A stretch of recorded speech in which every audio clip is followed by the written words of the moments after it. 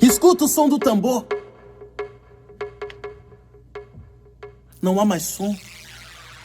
Não há mais sopro.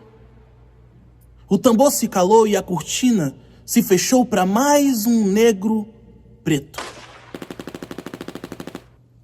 8,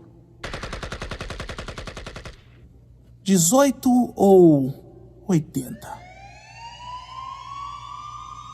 8.000 décadas de perseguição, sofrimento e sangue derramado.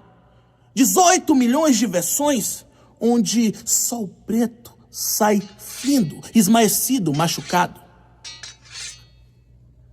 Não foram 80 tiros em casos separados.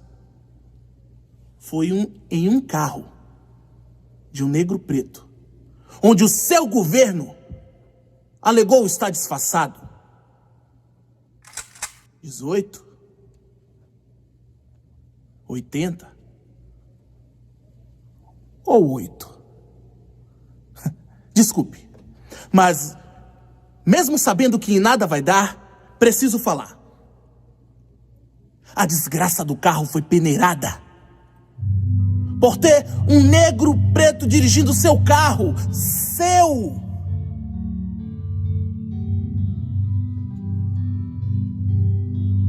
Um gesto sincero.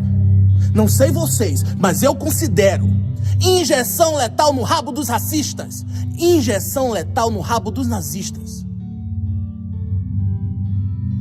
Vida. Sossego, pelo amor do Pai, a essa nação aflita, que morre todos os dias, sendo confundida com o patrão do crime, que, por sinal, são os mesmos patrões que bancam a milícia. 80,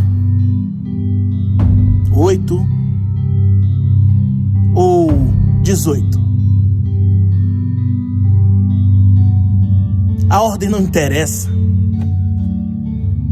Com o tempo, mais esse estupro será arquivado. E a mãe perde mais um filho. A filha mais um pai. A esposa mais um marido. E a arte mais um amigo. Não há mais som. Assim fica difícil se expressar, se doar, respirar, viver. Não há mais sopro. O tambor se calou. E a cortina? Se fechou para mais um negro preto.